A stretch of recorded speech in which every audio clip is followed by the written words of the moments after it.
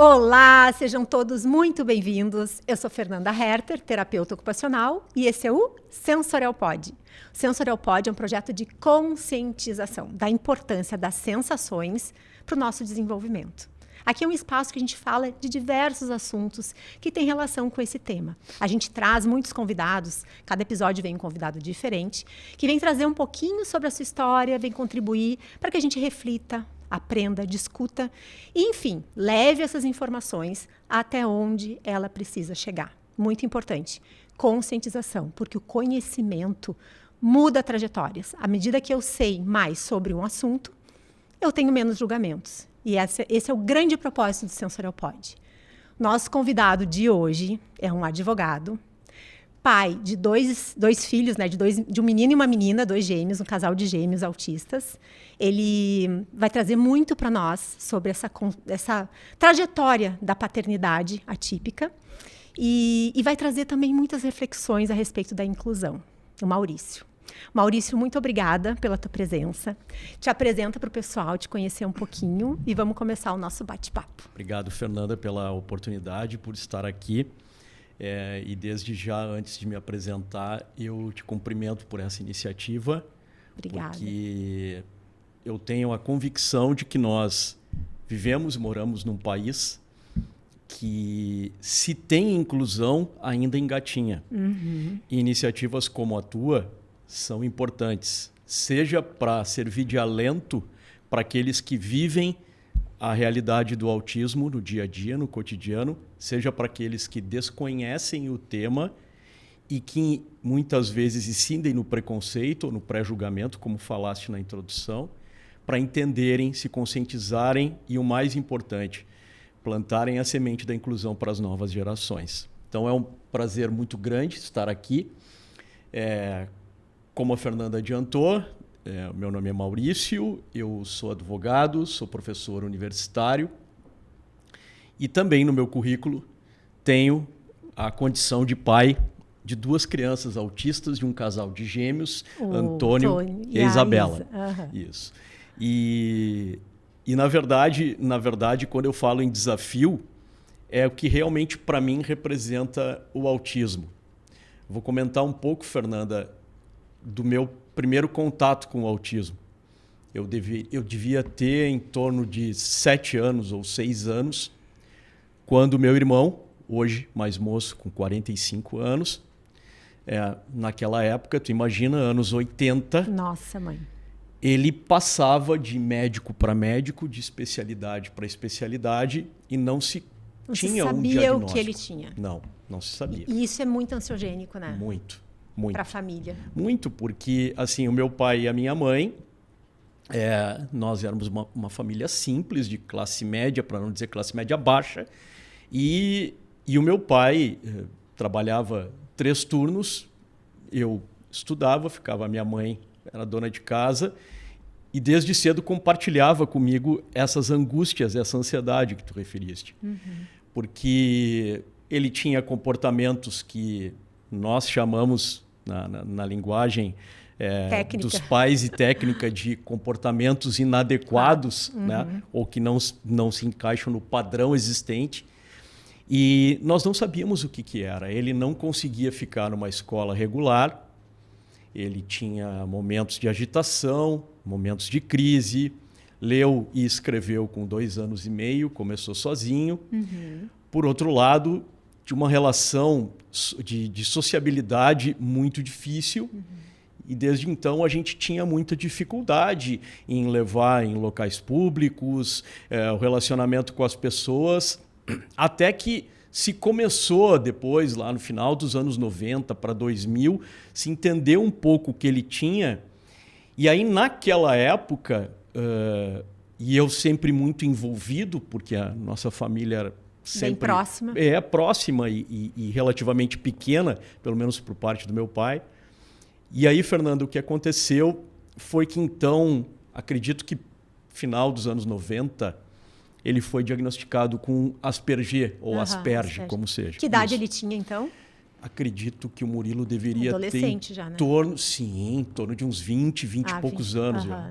E aí que se firmou o diagnóstico. Ok. Na verdade, alguns falavam, outros não, mas, de novo, não se compara com o que a gente tem hoje, com os profissionais que a gente tem, com as especialidades. E autismo, naquela época, tu sabes bem, era uma palavra desconhecida para o meio dos profissionais da saúde. A ciência evoluiu muito nesse sentido, sem né? dúvida alguma, sem dúvida alguma.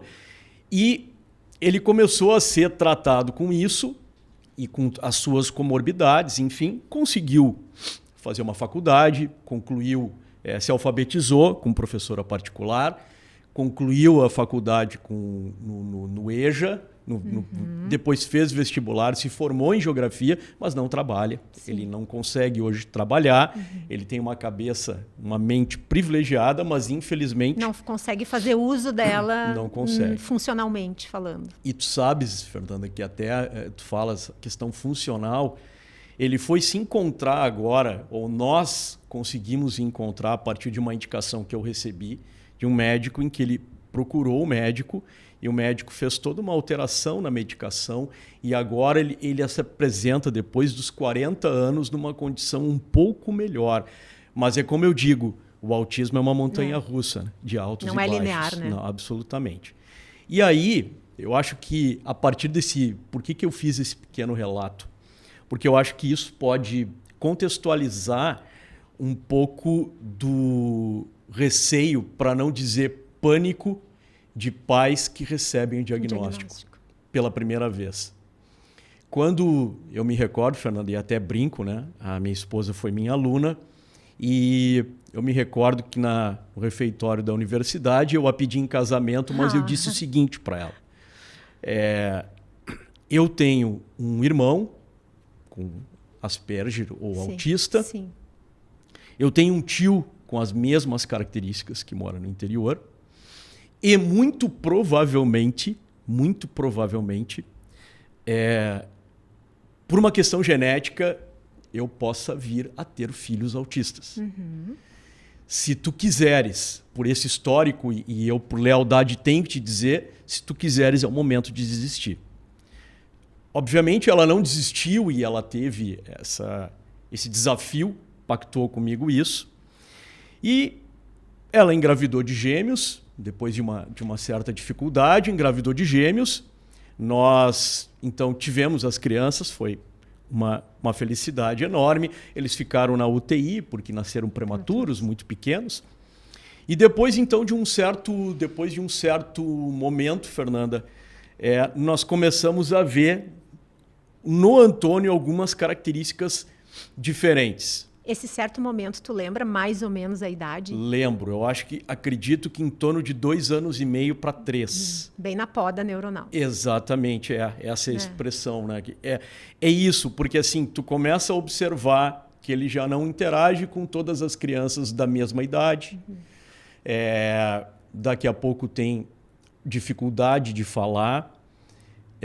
Eu sempre coloco como característica, Fernanda, e eu não sei se tu classifica isso como certo, mas o olhar, e nós pais começamos a ver isso. Hoje a gente identifica aquele olhar desviado, aquele olhar para o vazio. É um olhar rápido, né? Isso. Foca e desfoca. Exatamente, exatamente. Aliás, o Antônio é assim até hoje. E aí eu comecei a ter um pouco de receio em relação a isso. E nós começamos... E tudo aconteceu quando o Antônio teve uma crise. Ele não deixava cortar o cabelo de jeito nenhum, não deixava cortar o cabelo. E ele teve uma crise, eles tinham otite aguda. E a médica otorrina que atendeu o Antônio nos disse assim: por que vocês não procuram um médico X para fazer uma avaliação? Ela percebeu? Ela percebeu. Ela percebeu. E indicou um amigo médico. E nós fomos nesse médico. E aí começou a trajetória. Nós fomos nesse médico e aqui algumas coisas importantes para se estabelecer essa questão do pré-julgamento que tu bem falaste, né? Muitas pessoas prejulgam as pessoas, prejulgam os outros sem saber efetivamente o que está acontecendo, né? Sem ver aquela versão. A humanidade é muito boa nisso. É muito boa pela crueldade, julgar, exatamente. Nossa. Exatamente. E é um dos motivos que a gente tem esse podcast, né? Eu acho que sim, eu acho que, como eu falei no início, eu acho que é um objetivo de tentar desidratar um pouco esse perfil pré-julgador das pessoas, né? Porque assim, Fernanda, eu me lembro que na primeira consulta eu não fui. Eu devo ter inventado alguma coisa, uma audiência, um prazo pra se proteger. fatal. Eu não fui. Eu não fui. E eu me lembro que estava chegando aqui na PUC à noite. Eu estava chegando, isso devia ser 2016 para 2017. Acho que é de 2016, eu acho.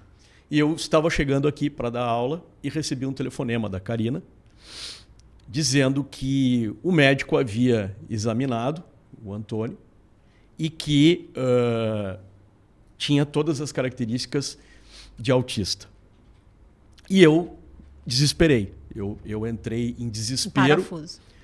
Não tanto por saber que meu filho é autista, mas por saber que aquilo tudo que eu tinha visto memória desde que tu criança, tinha. Exatamente, ela se perpetuaria, porque agora ele é meu filho e ele seguiria para o resto da vida como meu filho e eu deveria prover, enfim, o seu sustento, a sua educação, sua formação. E foi muito difícil para nós, para a Karina foi, mas eu acho que a Karina reagiu muito, não parou tanto para pensar, até porque não tinha esse fantasma, esse histórico que eu tinha. Foi leoa, né? Foi leoa, essa é a expressão. Ela foi uma leoa enquanto eu me acovardei. E obviamente e reconheço isso, e quando isso aconteceu, tu sabes bem, Fernanda, tu és uma profissional muito experiente, e tu sabes que muito provavelmente tu tens pacientes com pais separados. Tem. Que o autismo é o grande fator disso. Com certeza. E aí o nosso casamento, obviamente, foi abalado, mas não foi destruído. Nós conseguimos nos manter unidos a respeito disso. Eu já fazia terapia há alguns anos e continuei fazendo, e faço até hoje. E busquei essa e outras formas para conseguir melhorar como pessoa, entender e aceitar. Eu não conseguia nem ouvir a palavra autismo. E hoje a gente vê casos de pais que entendem que não, de pais que vão levar para os Estados Unidos, porque lá talvez tenha a cura uma cura milagrosa, porque alguém disse que o problema é na alimentação, então se a gente colocar alimentação... Então, assim, eu nunca me vinculei a soluções fáceis na minha vida. Até é muito fácil, tem que desconfiar, né? Não, exatamente. Que a vida não é assim. Não é. E eu acho que o que eu tinha passado também, de alguma maneira, me deu toda esse know-how aí. Esse know-how e resistência ao mesmo tempo a essas situações, né? E eu acho que a minha grande virtude, se é que eu posso falar, embora eu não goste de destacar, eu acho que é a resiliência, como desde criança até hoje, né? Então eu comecei a fazer um trabalho de aceitar meus filhos. Porque... Que momento que tu viu que mudou isso? Teve um momento, teve um acontecimento, uma situação? Teve uma situação, teve um acontecimento, que eu acho até que tu já conheces, eu contei aeroporto. Rapidamente. Não. A do Beach Park. A do Beach Park, tá, me lembro. É importante que quem nos assiste saiba que nós fomos ao Beach Park e meu filho e os dois são verbais. E aí, falando um pouquinho antes disso da Isabela, a Isabela tem algumas dificuldades, mas ela tem um desenvolvimento muito maior que o do Antônio, mas eles hoje frequentam escola, enfim, nós podemos falar posteriormente da situação atual deles, por efeito dos tratamentos, né, que inclusive já tiveram contigo. Sim. Então, assim, acho que é importante dizer que para esses pais que estão diante disso, não se preocupem tanto. E aí alguém pode dizer assim, é fácil falar. Para quem não sente, Quem olha para mim e diz assim, para quem não passa por isso é fácil. Muitas pessoas olham para mim e dizem assim, eu imagino que tu passa. Não imagina.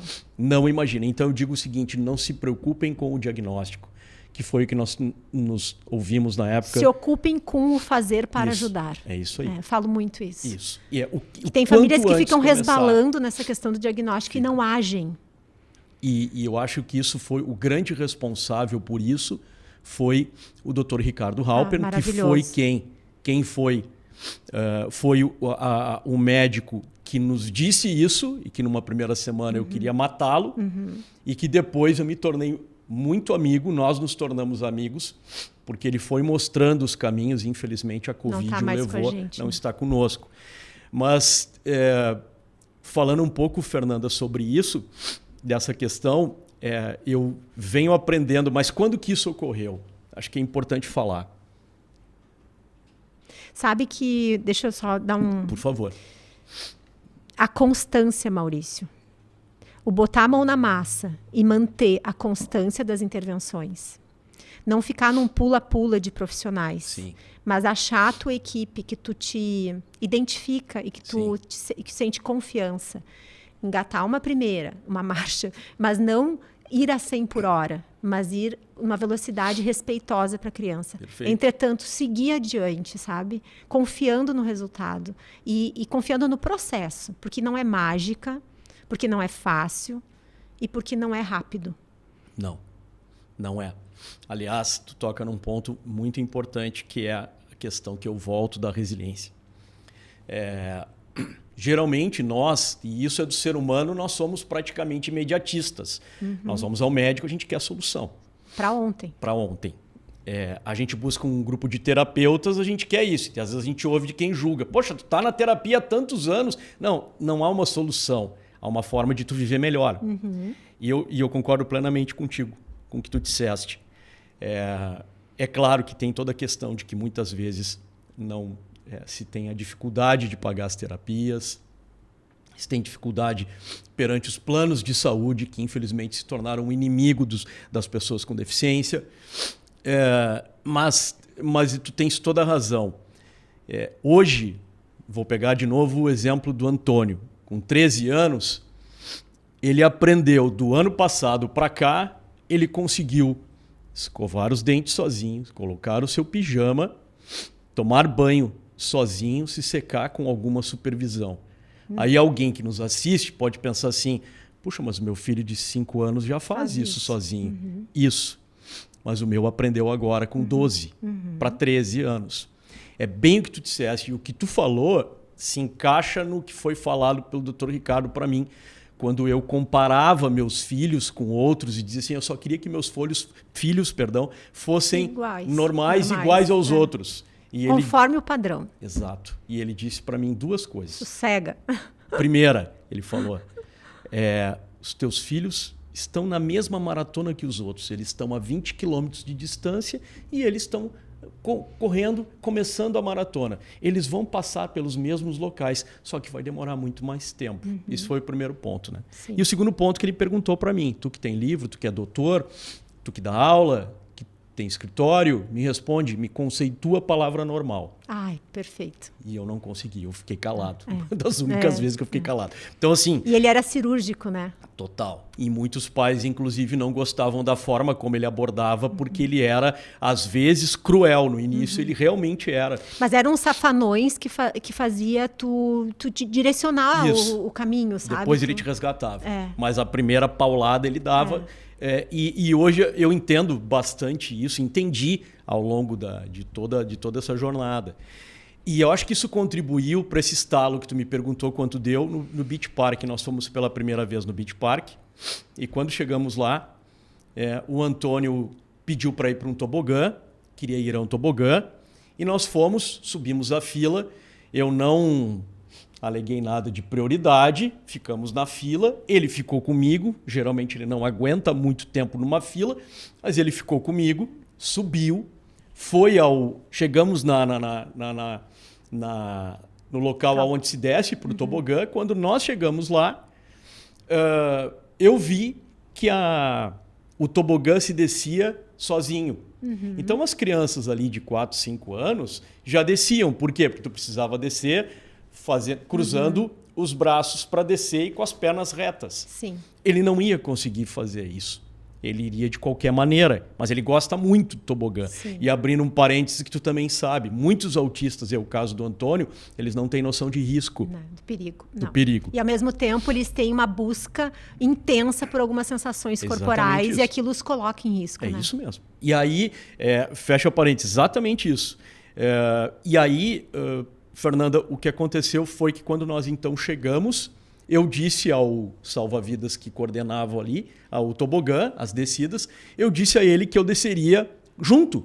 E ele disse, não pode. Mas ele não consegue. Não pode. E aí começou um bate-boca entre eu e o salva-vidas. E claro, atrasando as outras pessoas a descerem, até que eu disse para ele, é como se aquilo tivesse vindo, é como se eu tivesse vomitado Foi um negócio. trabalho de parto Foi, ali. exatamente. Uhum. É isso aí. Ai, chega a me arrepiar. Fosse cirúrgica. Aonde eu disse assim, mas o meu filho é autista. Uhum. E aquilo saiu, e eu também me arrepio em falar isso, aquilo saiu, eu disse, meu filho é autista, ele tem direito, ele vai descer. E aí eu acho que eu fui tão agressivo, mas sincero, que ele então se afastou e disse, a responsabilidade é sua, pode descer. E aí nós descemos. Quando nós descemos, a Karina me conhece, sabe como eu reajo a algumas situações, e ela disse, o que aconteceu? Eu disse, eu não quero falar nada agora. E aí ela pegou o Antônio, a babá pegou a Isa, eles foram fazer outra coisa, e eu fui dar uma circulada pelo parque e procurei a administração do parque. E aí nós vamos chegar num outro ponto. Chegamos na administração do parque, eu cheguei na administração do parque totalmente transtornado e pedi para falar com o responsável geral. E aí eu disse, olha, o responsável geral não pode atender, mas eu vou te passar um médico. Tá bem. Aí eu sentei e o médico disse, o que o senhor tem? Eu disse, eu tenho raiva. Sensacional. Aí, tenho raiva. Muita. Disse, mas o que aconteceu? E aí eu narrei essa história para ele. Aí ele abre, Fernando, uma gaveta, puxa 2 pulseirinhas amarelas e diz assim, poxa, mas isso poderia ter sido resolvido de outra maneira. Se o seu filho está com a pulseirinha, ele pode descer. Então foi total desinformação entre a administração do parque e o salva-vidas. E aí eu começo a dizer, esse é um dos outros, todos exemplos, de vários exemplos de situações que nós passamos e que eu ouço e vejo pessoas passando. A desinformação. Por isso, a tua iniciativa é louvável. Por quê? Porque as pessoas, muitas vezes, tu chega para várias pessoas com um cordão de girassol, as pessoas não sabem o que é, Fernanda. Não. E às vezes o cordão de quebra-cabeça acham que aquilo ali é um brinquedo, que a pessoa está levando, que a criança está levando no pescoço. Então, assim, esse meu clique, tu usaste a expressão virada de chave, ela ocorreu aí. A partir daí, eu comecei a trabalhar. Ainda tive muitos episódios, muitas coisas, e hoje eu criei estratégias para que eu possa focar neles. Uma das estratégias que eu criei se nós vamos num ambiente, embora a gente tenha muita limitação, mas se a gente vai em algum ambiente em que daqui a pouco um dos dois se desorganize, e a desorganização significa crise, choro, barulho. Feio de ver, né? Isso, é feio de ver, exatamente. Mas, ao mesmo tempo, o que eu faço? Eu acolho, porque tu vais tecnicamente saber explicar muito melhor do que eu. Quando alguém está em crise, tu não tens como ser racional, tu não tem como explicar. A pessoa perde o penso. Total. Ela é abduzida pelaquela desorganização sensorial e tudo mais. Não dá para argumentar mesmo. E quando tu falas com ele... Não escuta. Não escuta. Ou seja, tu entra com sensação para organizar. Isso. Que é... Acolher, o tato abraçar. Profundo. Então, assim, a Isabela tem isso, porque a Isabela tem bipolaridade, então nós já tivemos várias circunstâncias da Isabela. Assim, aonde hoje o que eu faço? Me ajoelho, estão todas as pessoas olhando, ela está gritando, e eu faço a técnica da bolha, como se então nós estivéssemos dentro de um local onde não tem mais ninguém, só eu e ela. Se conecta com ela. E não interessa o que os outros vão fazer ou pré-julgar com os olhos, né? Ou fazer aquilo que a gente conversava aqui nos bastidores. Se fosse meu filho, eu dava uma camaçada de pau e resolvia o problema. Isso é falta de laço. Falta de laço, exato. Então, eu acho que isso puxa muito essa questão da desinformação. Por isso que eu costumo dizer, Fernanda, que a gente está engatinhando. É por isso que eu falo. que a gente está encadeando. Mas essa virada de chave, e o interessante foi que depois que eu virei a chave, a Karina teve um período o período que eu tive lá atrás. Ai, sim. Tu deu licença a ela para viver isso, né? Exatamente. Eu autorizei ela a ela também sentir alguma coisa. Mas ela estava ligada no modo leoa mesmo, e não tinha como se fragilizar. Sobrevivência, ela não tinha tempo, como né? Se fragilizar. Até porque houve isso comigo. Mas também é importante dizer, Fernanda, que essa virada de chave, em relação ao autismo das crianças, ou admitir, entender e aceitar, também passou por uma cura no meu passado.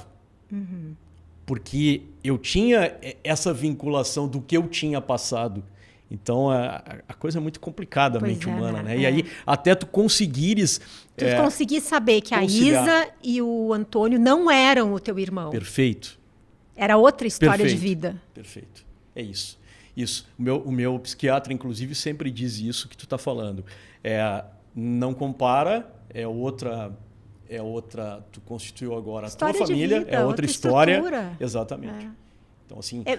apesar de ser autismo, porque isso há em comum entre eles, é outra combinação genética, né? Sem dúvida. Porque é uma análise combinatória ali de genes que se associam. Dúvida. Então não é o mesmo indivíduo, geneticamente falando. Não. E muito menos é o mesmo contexto. Exato. Não, exato. Mas é difícil desgrudar. Difícil. E porque até tu tem um trauma. Isso. É um trauma que fica. E esse trauma, essa experiência que eu tive no passado, ela de uma certa forma me deixou com muita culpa. Porque o que eu imaginava? Foi a minha genética. Claro que foi minha genética. Sim. Então, assim, é óbvio. Se isso aconteceu, é porque a culpa foi minha, porque os genes são meus. Isso. Então, isso deixou, me deixou realmente assim, com uma situação muito difícil. Mas, felizmente, eu tive resiliência para seguir. E hoje eu acredito muito nisso que tu falaste. Eu acredito na persistência, em acreditar no potencial. Com muita cautela, eu não caio no romantismo. Eu acho que voltou à tona agora recentemente com as declarações do Marcos Mion, essa questão da romantização do autismo. Que lindo que é, né? Que lindo. A gente ama o filho, a gente não ama o autismo. Exatamente. O autismo a gente quer explodir. Quando alguém me pergunta, alguém diz, eu vejo alguém dizendo, meu filho é um anjo azul, ou meu filho eu tenho orgulho do autismo. Eu não. Eu tenho orgulho dos meus filhos, eu odeio o autismo. O autismo está presente na minha vida desde os 6 anos de idade. Eu não quero. Eu odeio o autismo. Sim, tu quer... diariamente tu quer exterminar com isso, tu trabalha para isso, né? Trabalha no sentido de investir em terapias, Isso. E eu acho mas tem um olhar romantizado que acaba fazendo com que as pessoas enxerguem isso de uma forma exageradamente... Não sei dizer a palavra, mas talvez afetiva, não sei. Eu acho que sim. E é o indivíduo que a gente está batalhando, é pelo crescimento do indivíduo. Eu costumo brincar, Fernanda, que isso para mim, eu costumo conceituar como fumaça do desespero. Quando tu faz dizendo que o teu filho, tu tem orgulho do autismo, ou como disse o Marcos Mion, como ele proferiu mais ou menos assim, tenho pena ou dos pais que não têm filho autista, ou que bom que os pais tivessem filho autista. Foi totalmente infeliz. Acho até assim... Mas acho que foi um... É a minha opinião. Eu acho que ele contribui muito para a defesa da causa, então não é isso que para mim macula a imagem dele, mas foi infeliz na minha percepção. Essa é a opinião minha, Maurício. Foi infeliz. Não é do podcast, é algo meu aqui. Então... Não, tu sabe uma coisa que eu penso? Eu tenho um filho autista também, né? Ele tem 21 anos e ele é um menino bem funcional, mas não significa que é fácil. Né? Não. E que já foi muito difícil, ele acabou se desenvolvendo por essa matemática do não vou desistir e vou seguir, sim, com intervenção, com medicação, vamos. Né? Eu já era TO quando eu fiquei sabendo, então eu tive um olhar muito rápido para identificar sinais. E aí não bobeei, vamos embora. Então ele começou a intervenção bem cedinho. Mas o que eu quero te dizer é que às vezes eu fico reflexiva sobre isso, sabe? Eu acho que em função da situação do autismo do meu filho, eu vivi alguns desafios de vida que me levaram a uma maior maturidade espiritual, emocional. Perfeito. Tá? E que talvez eu não teria se não houvesse essa vivência. Ok. Tá? Então, eu consigo, talvez, tirar um lado positivo da história. Isso. E eu entendo perfeitamente o que tu quer dizer quando tu diz, eu amo meu filho, mas eu não gosto do autismo. Eu amo meu filho. Né? Quem não ama, né? Eu amo imensamente. Mas que bacana seria se não tivesse essa dificuldade, sabe? Como seria melhor, né? Com certeza. E essa dificuldade que as pessoas têm de separar uma coisa da outra. Porque faz um exemplo diferente. Tu tem diabetes. Tu ama a tua diabetes? Tu não quer ter diabetes, entendeu? Tu deixa de ser o Maurício. Tá, mas tu deixa de ser o Maurício porque tu tem diabetes? Absolutamente. Tu entendeu? Só que como o autismo envolve questões de comportamento e de desenvolvimento de habilidades de interação, aí é mais difícil desprender uma coisa da outra. Exatamente. Exatamente. E isso enseja, traz aqui um novo... Puxa um novo assunto aqui, que tu falaste, que é a questão do capacitismo. Porque é exatamente essa questão a gente tem que ter muito cuidado, porque eu concordo contigo no que tu falaste em relação, eu acho que é isso mesmo, a gente tenta de alguma maneira, ver o lado bom, mas o lado bom em termos de se eu sou uma pessoa com algumas características, é porque eu estive diante disso. Eu não seria, talvez, eu não me desafiaria, ou eu não teria a personalidade que eu tenho, porque foi forjada a ferro e fogo, literalmente, em relação a isso. Né? A vida sendo como ela é. Isso. Né? Não adianta, né? Mas sabe, Fernando, que um outro ponto que aparece nessa nossa fala é no sentido de que é a questão do capacitismo.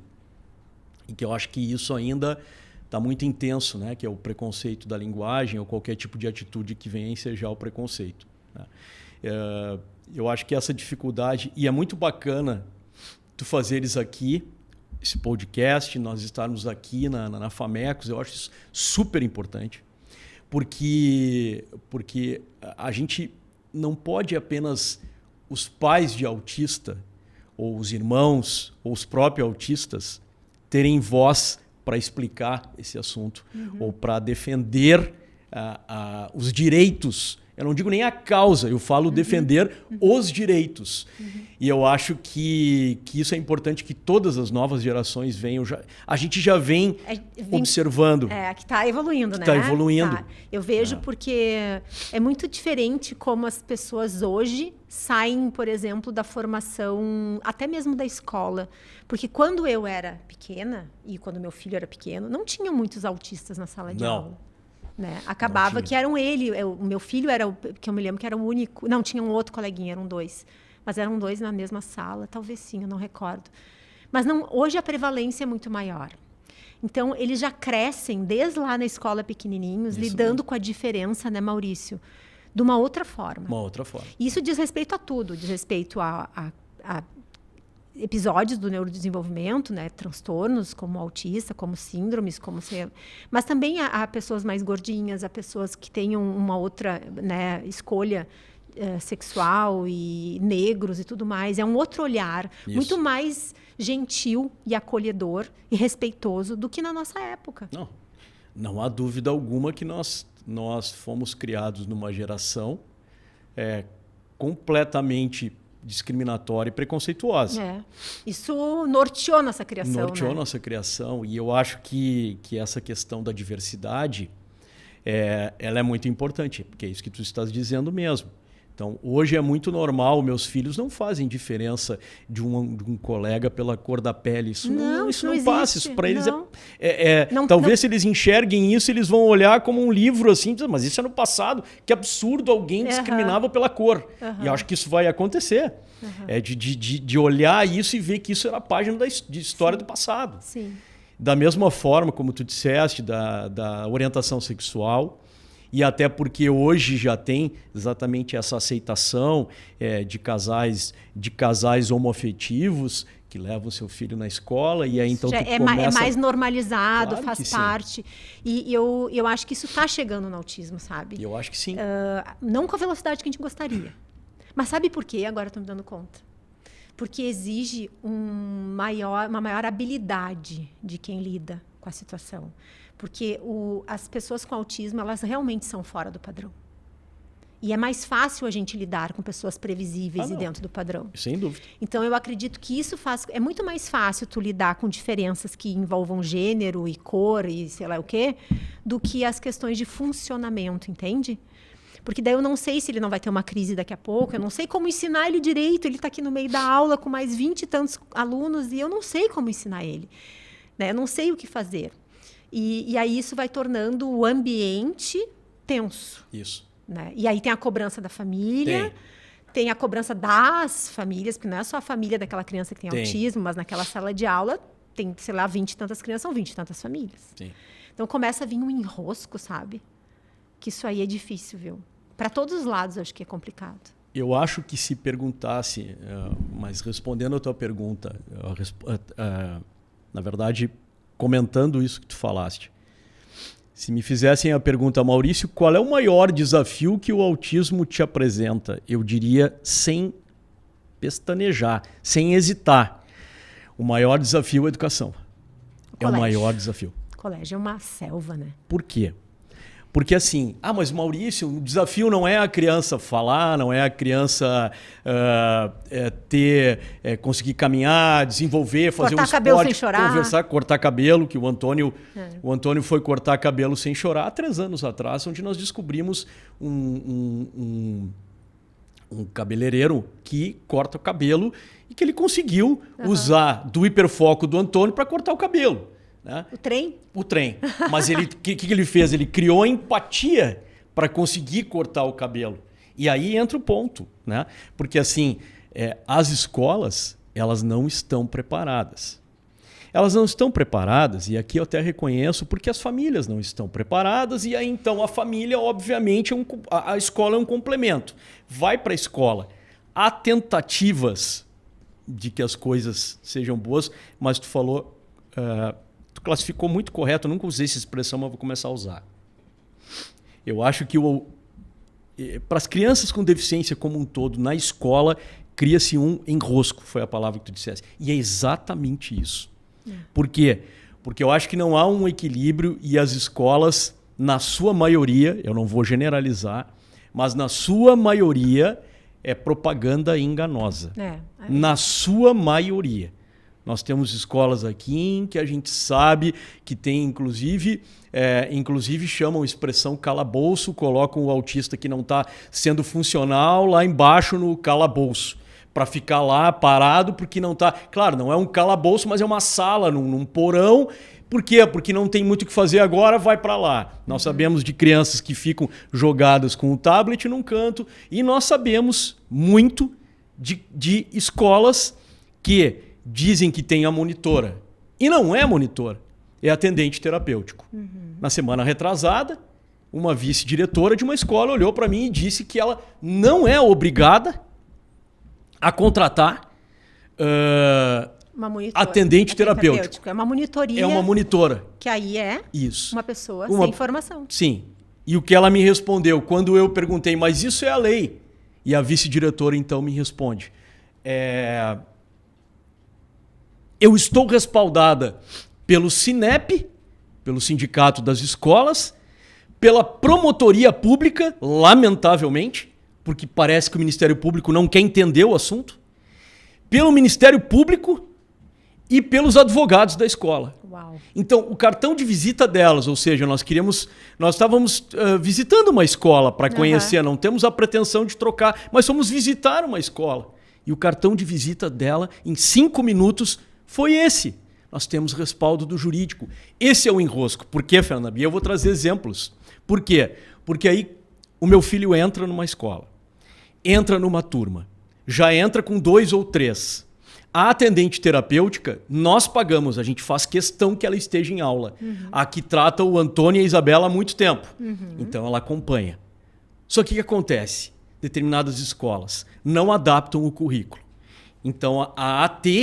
tem que se virando para tentar conectar. Não é a função dela. A alfabetização e a educação, a formação pedagógica é do professor. Certo?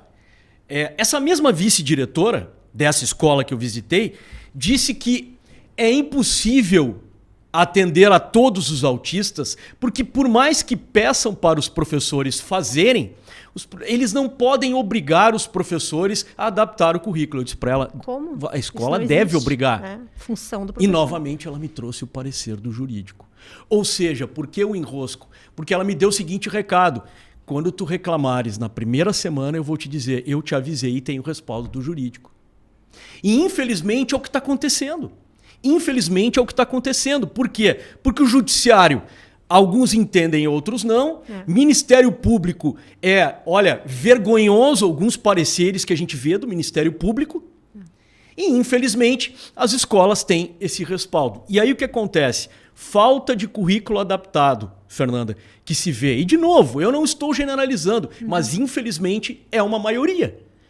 Currículos que não são adaptados, muitas vezes tiram os alunos da sala de aula para fazer prova separado, sem analisar se efetivamente estão fazendo isso. O monitor é um estudante de pedagogia. Que não tem preparo nenhum. Que não tem preparo. Porque até que seja, mas que faça um curso, que se prepare. Não tem treinamento. Não tem. As escolas não fazem mínima questão de tentar adaptar uma festa junina, uma apresentação dos pais e das mães. Eu nunca fui, Fernanda, porque a primeira e última que eu fui foi uma tragédia, foi um desastre. Então, para vocês que estão acompanhando, nós não vamos a restaurantes, nós não vamos à apresentação do pai e da mãe na escola, nós não participamos disso. E até hoje, nenhuma escola propôs ou ofereceu alguma alternativa para isso. Então, assim, Fernanda, a gente, hoje, atualmente, as crianças estão em 2 escolas que... O Antônio está numa, a Isa na outra. O Antônio numa e a Isa na outra. Nós estamos numa escola... o Antônio está numa escola que a inclusão estagnou. A inclusão, infelizmente, estagnou. Era muito boa na inclusão e está estagnada. Mas ele é muito acolhido. Todos conhecem ele gosta da turma, a turma respeita, ele não sofre bullying, está na 7ª série. A Isabela está na 8ª série, está numa escola bem mais inclusiva e que consegue ter profissionais que se preocupam na adaptação. Com a qualidade do aprendizado em si. Isso. Mas para os pais que estão nos assistindo, não descansem qual escola seja. Sempre temos que estar vigilantes. Sim. Porque as situações elas vão aprimorando, elas vão mudando, elas vão alterando. Então, assim, eu digo que ainda é um assunto que me incomoda muito. Eu acho que a parte da educação inclusiva, ela está longe de acontecer, Fernanda. Por quê? Porque quem consegue, de alguma maneira, aproximar são as terapeutas. As equipes, né? As equipes. Que fazem essa busca e que fazem esse movimento. Que fazem isso. É o que conseguem conectar a criança a uma realidade de desenvolvimento. Porque, às vezes, infelizmente, nas escolas, isso não acontece. Eu vejo que tem escolas que têm o propósito, sabe? Que até recebem a gente. Outras nem recebem. Das que recebem, daí já divide. Tem umas que recebem, que é para inglês ver, entende? Isso. Daí recebem, próxima reunião. E aí, o que foi feito daquilo que a gente orientou? O quê? Nada. Sempre tem uma justificativa, né? E tem outras escolas que são uma minoria, que nos acolhem, que nos ouvem e que colocam em prática e que mantêm contato. Mas assim, dá para contar menos de os dedos de uma mão, né? É muito raro. E ainda assim, eu vou te dizer que, para mim, o professor, sabe? Independente da estrutura da escola, o professor que está com aquela criança naquela turma é fundamental para o processo. Porque se esse professor compra a causa, veste a camiseta, se ele tem um propósito de ajudar aquela criança, por mais que a estrutura da escola não seja conivente com esse propósito dele, ele faz e acontece. Mas com certeza. Com certeza, Fernanda. E eu acho o seguinte, se a gente pegar só a lei do transtorno do espectro autista e o Estatuto da Pessoa com Deficiência, se tu for ver no tópico, no capítulo da educação, tá? A lei do transtorno do espectro autista tem um artigo que refere que isso é direito fundamental, não precisaria nem ter lei. O direito fundamental à educação é para todos, conectado com o princípio da igualdade. Mas o que eu quero te dizer é o seguinte, o que a gente verifica hoje é que o que a gente verifica hoje é que as escolas elas devem obrigar os professores a se repaginar. Os professores eles devem... isso é obrigação da escola. Essa vice-diretora disse para mim que isso não é obrigação de lei, é obrigação legal. E eu, como empregador, falando escola, empregador, se eu estou criando um sistema de inclusão, o professor é obrigado a seguir. Eu sou professor da PUC, eu tenho várias normas a seguir aqui dentro. E tu tem alunos com autismo? Eu tive nesses 14... Declarado, né? Sim. Porque, na verdade, tem muitos por aí que não tem diagnóstico. Declarado nenhum. Mas tu observa, eu me lembro que tu contou, que tu bateu o olho e tu viu. Sim. E tu foi determinante, né? Fui. Naquele momento, pela tua percepção. Eu tenho visto isso cada vez mais, e a gente comenta na sala dos professores, ou eu ouço professores comentando, pessoas que, para mim, as características são todas de autista, e eu tive 2 situações aqui, nesses 14 anos, mas 2 situações que eu percebi, porque nesses 14 anos que eu estou aqui na PUC, eu fui desenvolvendo e também tive a virada de chave. Eu entrei aqui em 2011. Então, assim, até eu conseguir ter essa percepção, talvez tenha passado muitos por mim. Eu tive 3 casos, 3 não declarados e 1, ao final do semestre, veio e de uma forma muito tímida puxou o cordão de girassol do bolso e disse: professor, o senhor foi muito empático, o senhor entendeu o que eu precisava sem saber o que eu tinha. Uhum. Eu disse, e tá tudo certo, né? Então, sempre quando eu abro o semestre aqui na PUC, eu digo, quem tiver qualquer tipo de dificuldade, me procure. Qualquer tipo de dificuldade. E nós temos um núcleo de apoio aqui que nos auxilia. Uhum. E esse núcleo de apoio nos avisa, professor, vai ter alguém com TDAH, vai ter um aluno com dislexia, para tu já preparares a prova ou adaptar a aula a essa pessoa. Então, isso é importante. Só que assim, a nossa percepção, e de novo, eu não tenho a tua formação, eu sou advogado. Sim. Mas a minha percepção como pai contribui para que eu note que há algum tipo de situação que a gente tem que ter mais atenção. Uhum. E com isso deu certo. Né? E nós tivemos, inclusive, um aluno aqui que tinha um histórico de crises e que comigo não teve problema. Por quê? Porque tu rastreava ali, eu rastreava e não só isso, eu consegui fazer alguns ajustes na prova dele para que ele conseguisse. E eu acho que é isso, viu, Fernanda? As pessoas ainda estão muito ligadas a um padrão.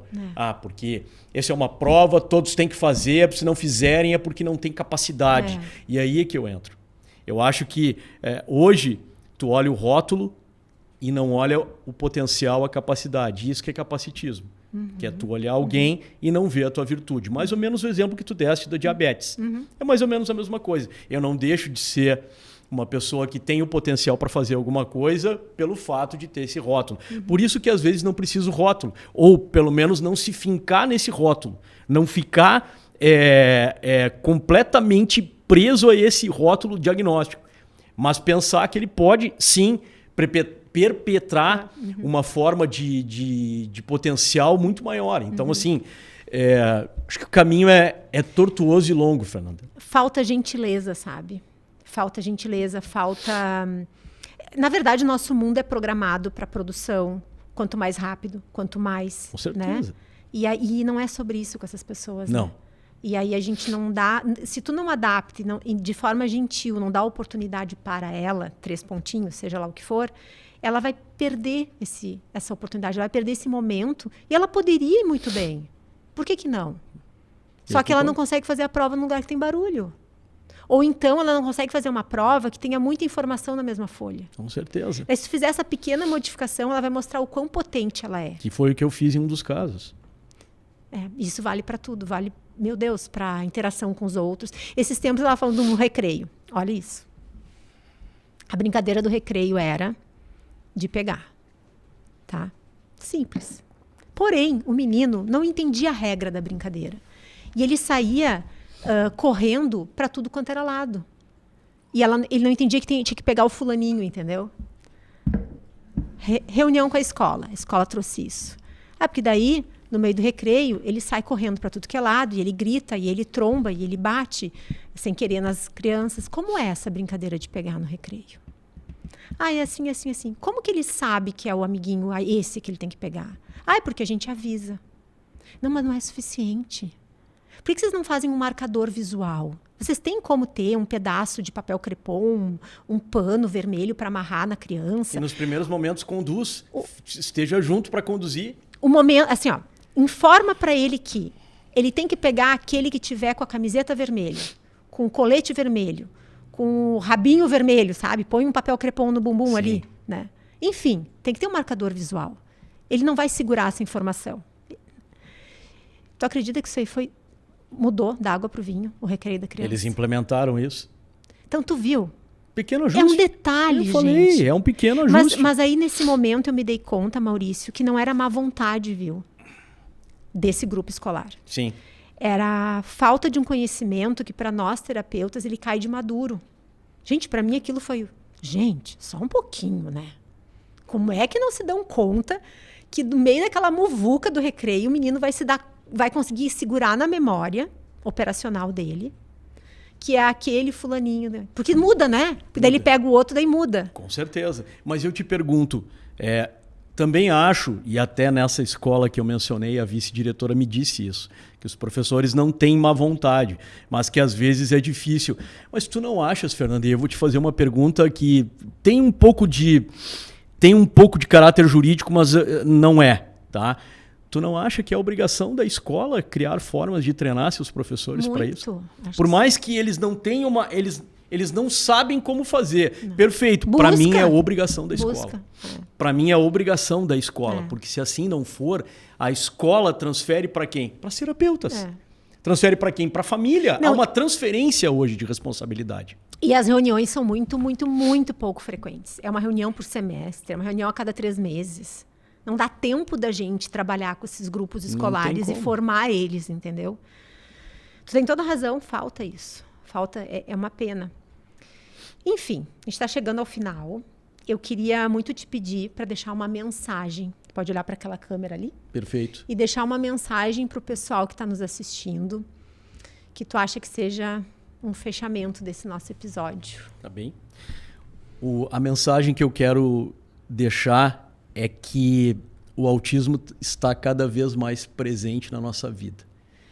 E nós precisamos encará-lo como um fato social. Assim como qualquer fato na vida que a gente tem... não tem volta. Não tem volta. O autismo é um caminho sem volta. Não há cura. Quem diz que há cura, não há. Não há cura. Está havendo mais prevalência, então Isso. não tem como. Não tem como. O diagnóstico aumentando cada vez mais.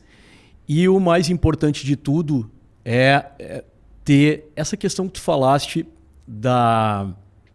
do acolhimento, da sensibilidade e da empatia e, de alguma forma, que nós possamos nos autopoliciar. Ou seja, não fala mais aquele guri parece um debilóide. Uhum. Olha o meu colega aqui, mas hoje tu parece um autista. Olha só, mas tu tá bem atordoado da cabeça, hein? Essas expressões, elas precisam sair. Precisam ser excluídas. A minha mensagem final para que a gente alcance a inclusão, tem sim que ser politicamente correto. Então, Maurício, tu é contra o mimimi. Para mim não existe mimimi. Essa história de dizer, a pessoa, não posso mais falar nada. Não pode. Uhum. Não pode. Não posso mais dizer, eu tô aqui hoje dei uma de João sem braço. Não pode, porque pode ter alguém do teu lado que não tenha braço. Uhum. Hoje eu tô totalmente desligado, hoje eu pareço um autista. E se eu tô na tua frente? Uhum. E isso vai incentivar que a outra pessoa que esteja ali use essa linguagem. Uhum. Até que vai chegar talvez no seu filho e vai dizer, meu pai falou autismo, mas ele falou de um jeito pejorativo. Por quê? Porque ele está desligado. Uhum. Então, o meu apelo aqui é isso. Eu acho que nós não queremos, e quando eu falo nós, eu digo os pais de autistas e os autistas, Nós não queremos, Fernanda, que tenham pena da gente. Nós não queremos regalias. Nós queremos o respeito aos direitos que todos têm. E eu acho que, em se tratando de autismo, esse respeito aos direitos vem acompanhado de empatia, de sensibilidade, de gentileza, que tu mencionaste, de acolhimento, porque só assim a gente vai conseguir construir uma sociedade mais igualitária. E te agradecer aqui por essa oportunidade, porque hoje as pessoas não têm voz, né? Hoje é aquela coisa que muitos dizem, né? Quem cuida de quem cuida. Os pais não têm voz, às vezes não tem com quem conversar, e quando a gente tem um canal desses, a gente não para de falar, como é o meu caso. Muito importante. Exatamente. Então eu quero te agradecer, foi um orgulho, uma honra ter participado. Fico muito orgulhoso de ver o teu podcast, Fernanda, e ao mesmo tempo te agradecer, foi uma honra ter vindo aqui. Muito obrigada, eu que agradeço, Maurício. Eu acho que tu contribuiu muito com muitos pais que devem estar aí se identificando com a tua história. Que bom. Pessoal, chegamos ao fim então de mais um episódio. Olha que história linda, né? E de certa forma incentivadora de coragem e persistência, né? Nessa trajetória que eu sempre falo. Não é uma corrida de 100 metros, é uma maratona. Mas o mais importante é que vocês não estão sozinhos. Né? Se agarrem, se unam com as pessoas que são a rede de apoio, não tão familiar, porque às vezes as famílias não têm como, né, ser a rede de apoio. Não. Mas tu tem o terapeuta, tu tem, enfim, a médica do caso, né, que acompanha, tu tem às vezes uma professora que é mais alinhada ao processo de desenvolvimento da criança. Isso. Tem muita gente realmente imbuída, determinada, envolvida com o propósito de ajudar as pessoas com autismo.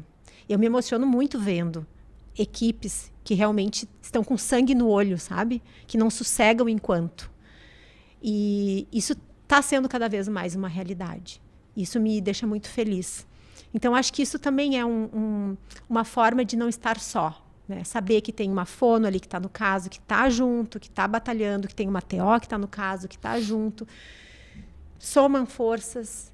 Grupos de pais também, às vezes, tem, né? Que as pessoas se sentem mais fortalecidas com essa troca de experiência.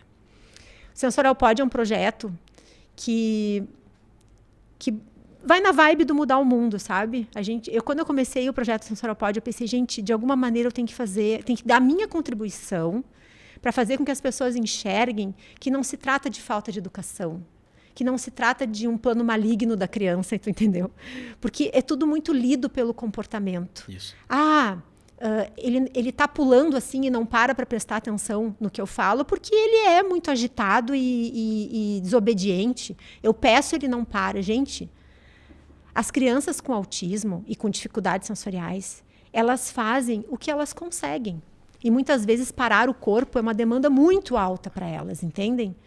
Então, não é porque não querem. Como elas gostariam de estar fazendo aquilo que agrada aos pais, não é verdade? Yeah. Porque o que elas mais querem é reconhecimento, é um parabéns. Né? Então, esse olhar da gentileza, do respeito, da empatia, precisa acontecer. Para que outras situações, outras habilidades, outras aquisições no desenvolvimento venham.